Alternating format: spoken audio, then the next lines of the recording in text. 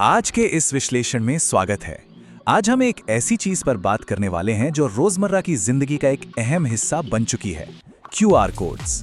चाय की टापरी हो, बड़े मॉल्स, पार्किंग लॉट्स या फिर डोनेशन बॉक्सेस, हर जगह ये छोटे स्क्वायर बॉक्सेस दिख जाते हैं, राइट? कन्वीनियंस तो बहुत है, नो डाउट, लेकिन यही कन्वीनियंस अब एक नया वेपन बन चुकी है। आज हम क्यूआर कोड फ्रॉड्स की एनाटॉमी को अनपैक करेंगे और देखेंगे कि कैसे स्कैमर्स इंसानी जल्दबाजी को हैक करते हैं। तो चलिए सीधे डाइव इन करते हैं और समझते हैं कि कैसे एक छोटा सा स्टिकर पूरे डिजिटल पेमेंट सिस्टम को मैनिपुलेट कर रहा है। सबसे फैसिनेटिंग बात पता है क्या है? असली लूप होल किसी हाई-टेक डिजिटल इंफ्रास्ट्रक्चर या इंटरनेट सिक्योरिटी में नहीं है। सच तो यह है कि स्कैमर्स टेक्नोलॉजी से ज्यादा साइकोलॉजी हैक करते हैं। ये एक बहुत गहरी बात है। असली कमजोरी दिमाग के उस आदत में छिपी है जहां बिना ज्यादा सोचे लोग जल्दी में ट्रस्ट कर लेते हैं। देखिए, एक क्यूआर कोड अपने आप में कभी डेंजरस नहीं होता। डेंजरस होता है वो मैनिपुलेटेड स्टिकर और उसके पीछे छिपा हुआ वो ह्यूमन बिहेवियर जिसमें बिना वेरीफाई किए इंस्टेंटली स्कैन करने की आदत पड़ चुकी है। तो आइए शुरू करते हैं पहले सेक्शन से, सेटअप और ट्रिक। आखिर ये स्कैम होता कैसे है? इस विश्लेषण में सबसे पहले उन बेसिक मैकेनिक्स को ब्रेक डाउन करते हैं जो बिल्कुल दिन दहाड़े लोगों की आंखों के सामने होते हैं।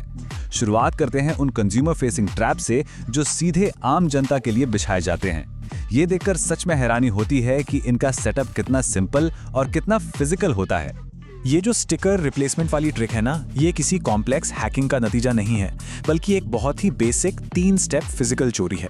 होता क्या है, एक स्कैमर चुपचाप किसी लोकल दुकान पर जाता है। पहला स्टेप, वो ओरिजिनल क्यूआर कोड की एक फोटो क्लिक कर लेता है। दूसरा स्टेप, वो बिल्कुल उसी साइज और डिजाइन का अपना एक फेक क्यूआर प्रिंट करवाता है। और तीसरा स्टेप, किसी दिन अचानक वो उस फेक स्टिकर को बिल्कुल ओरिजिनल बोर्ड के ठीक ऊपर चिपका देता है और बस ट्रैप कंप्लीटली सेट हो गया। इसको एक डेली लाइफ एग्जाम्पल से समझते हैं।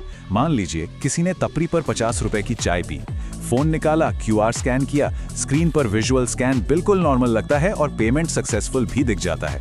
लेकिन रियलिटी में वो 50 रुपए शॉपकीपर के पास जाने के बजाय बिल्कुल साइलेंटली स्कैमर के अकाउंट में लैंड कर जाते हैं। दुकानदार को जब तक समझ आता है कि पेमेंट रिसीव नहीं हुई, तब तक वो स्कैमर ऐसे ना जाने कितने ट्रांजैक्शंस कलेक्ट कर चुका होता है। अब सवाल ये है कि इतनी सिंपल ट्रिक आखिर काम कैसे कर जाती है? इसके 3 मेन रीजंस हैं। पहला, लोग हमेशा जल्दी में होते हैं। अमाउंट डाला, पिन दबाया, लेकिन रिसीवर का नाम या यूपीआई आईडी वेरीफाई करना भूल जाते हैं। दूसरा, दिमाग in black and white QR squares को देखकर इम्प्लिसिटली ट्रस्ट कर लेता है। लगता है कि प्रिंटेड है तो लेजिटिमेट ही होगा। और तीसरा, पब्लिक प्लेसेस जैसे मेट्रो स्टेशंस, पेट्रोल पंप्स या फूड कोर्ट्स में इतनी भीड़ और शोर होता है कि लोगों का ध्यान आसानी से बढ़ जाता है। अब आते हैं दूसरे सेक्शन पर, रेस्टोरेंट और पार्किंग, नए स्कैम के तरीके। ये मैनिपुलेशन सिर्फ छोटी दुकानों तक रुकने वाला नहीं है। आजकल स्कैमर्स ने रेस्टोरेंट्स की टेबल्स और पार्किंग लॉट्स के पिलर्स को भी अपना निशाना बना लिया है, जहां इस फ्रॉड का स्केल और भी बड़ा हो जाता है। आजकल लगभग हर रेस्टोरेंट के टेबल्स पर क्यूआर कोड्स लगे होते हैं।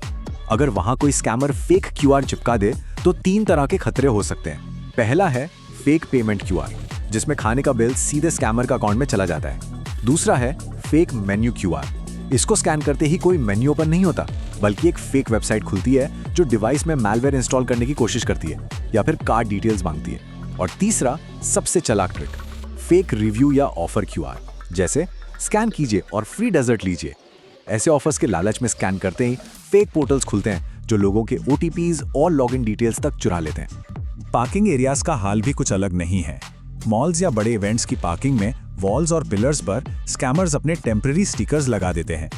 होता क्या है कि लोग 20 या 100 रुपए जैसे छोटे अमाउंट स्कैन करके पे कर देते हैं और वहां खड़ा गार्ड भी नोटिस नहीं कर पाता। दिन भर में सैकड़ों ऐसे माइक्रो पेमेंट्स बिना किसी शोर के इकट्ठे हो जाते हैं। लेकिन इसका एक और डार्क साइड है। इनमें से कुछ मलिशियस कोड्स ऐसे ऐप्स इंस्टॉल करवाते हैं जो बैकग्राउंड में पर्सनल एसएमएस नोटिफिकेशंस रीड करने लगती हैं। सोचिए, एक छोटे से 20 रुपए के स्कैन से कितना बड़ा डेटा ब्रीच हो सकता है। यहां तक तो बात हुई कंज्यूमर्स की, लेकिन अब पिक्चर को थोड़ा फ्लिप करते हैं। सेक्शन 3, फेक कंफर्मेशंस, शॉपकीपर्स को धोखा। इन फ्रॉड्स में एक नया एंगल ये भी है जहां स्कैमर्स खुद कस्टमर बनकर आते हैं और बेचारे दुकानदारों को धोखा देते हैं। सबसे कॉमन ट्रिक जो ये स्कैमर्स यूज करते हैं वो है विजुअल मैनिपुलेशन। वो दुकानदार को एक एडिटेड पेमेंट सक्सेस एनिमेशन या फॉर्ज्ड हिस्ट्री स्क्रीनशॉट दिखा देते हैं। उनको पता होता है कि भीड़ भाड़ वाले वक्त में एक बिजी शॉपकीपर सिर्फ स्क्रीन पर वो हरा रंग और टिक मार्क देखकर ट्रस्ट कर लेगा। वो अपना खुद का एक्चुअल बैंक एसएमएस चेक करने का टाइम ही नहीं निकालता। और बस यही वो एग्जैक्ट मोमेंट है जहां स्कैमर अपना फायदा निकाल ले जाता है। एक और बहुत ही क्लासिक स्कैम है पेंडिंग वर्सेस सक्सेसफुल ट्रिक। इस सिनेरियो में स्कैमर जानबूझकर अपनी स्क्रीन पर एक पुराना पेंडिंग ट्रांजैक्शन दिखाता है और कॉन्फिडेंटली झूठ बोलता है कि भैया नेटवर्क इशू है, थोड़ी देर में पैसा अकाउंट में आ जाएगा। और इसके बाद वो जल्दी से सामान लेकर वहां से निकल जाता है। जब तक उस मर्चेंट को एहसास होता है कि वो पेमेंट तो कभी सक्सेसफुल थी ही नहीं, तब तक बहुत देर हो चुकी होती है। और अब इस फ्रॉड का सबसे एडवांस लेवल सुनिए। दुकानदारों को विजुअली कंफ्यूज करने के बाद अब स्कैमर्स ने ऑडियो को भी हैक कर लिया है। आजकल ऐसी काउंटरफिट एप्लीकेशंस मार्केट में हैं जो बिल्कुल साउंड बॉक्सेस जैसी फेक ऑडियो जनरेट करती हैं, जैसे पेमेंट रिसीव्ड 500 रुपीज। अब जो दुकानदार सामान पैक करने में बिजी है, वो सिर्फ आवाज सुनता है और मान लेता है कि पेमेंट आ गई। बिना एसएमएस देखे उस फेक ऑडियो इल्यूजन पर पूरा भरोसा कर लिया जाता है। ये बिल्कुल माइंड बॉगलिंग है कि कैसे बिजी वेंडर्स को कंप्लीटली बाईपास कर दिया जाता है। इन सभी इल्यूजन्स और धोखों के बीच से गुजरने के लिए रेड फ्लैग्स को पहचानना बेहद जरूरी है। तो आते हैं सेक्शन 4 पर, वार्निंग साइंस रेड फ्लैग्स पहचाने। कुछ बहुत ही क्लियर निशानियां हैं जिन पर ध्यान देना चाहिए। पहला, कोई भी आर्टिफिशियल अर्जेंसी, जैसे जल्दी स्कैन कर लीजिए या ऑफर लिमिटेड टाइम के लिए है। दूसरा, कोई बोले कि पेमेंट पेंडिंग है, भरोसा रखिए। तीसरा और सबसे क्रिटिकल साइन, अगर किसी ओरिजिनल बोर्ड के ऊपर कोई डबल लेयर्ड स्टिकर फ्रेशली चिपकाया गया हो। चौथा, स्कैन करने के ठीक बाद स्क्रीन पर किसी बिल्कुल ही अननोन रिसीवर का नाम पॉपअप होना। और आखिरी, स्पेशली दुकानदारों के लिए, पेमेंट का ऑडियो अलर्ट तो बजना, लेकिन फोन पर कोई मैचिंग बैंक एसएमएस रिसीव ना होना। ये सब क्लियर कट रेड फ्लैग्स हैं। अब थोड़ा धीमे होते हैं और सॉल्यूशंस की बात करते हैं। सेक्शन 5, गोल्डन सेफ्टी रूल्स, कैसे सेफ रहें। आइए उन एब्सोल्युटली एसेंशियल सेफ्टी हैबिट्स को कंसोलिडेट करते हैं जो आज के इस डिजिटल इकोसिस्टम में फंड्स को प्रोटेक्ट करने के लिए नॉन नेगोशिएबल बन चुकी हैं।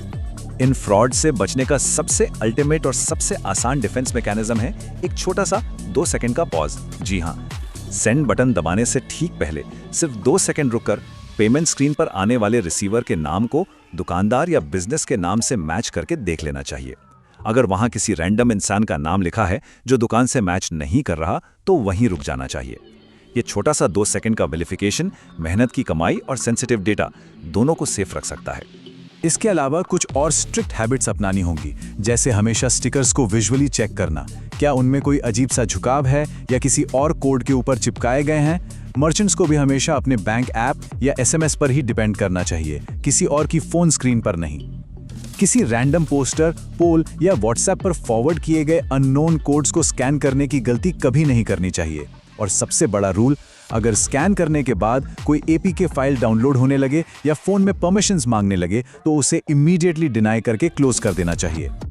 डिजिटल कन्वीनियंस ने लाइफ आसान तो जरूर बनाई है, लेकिन ये कन्वीनियंस एक एक्टिव अवेयरनेस भी डिमांड करते हैं। देखिए, हर दिखने वाला पेमेंट स्क्रीनशॉट रियल नहीं होता और हर क्यूआर कोड जेन्युइन नहीं होता, क्योंकि किया गया हर एक स्कैन बेसिकली एक चॉइस है, एक परमिशन है जो डिवाइस को दी जाती है। तो सवाल यह है कि आज के इस सुपरफास्ट डिजिटल युग में क्या लोग सिर्फ टेक्नोलॉजी पर आंख मूंद कर भरोसा कर रहे हैं या सच में स्कैन करने से पहले सोचते हैं। इस पर थोड़ा विचार जरूर करना चाहिए। हमेशा याद रखिए, think before you scan, verify before you पे। आज के इस विश्लेषण में बस इतना ही।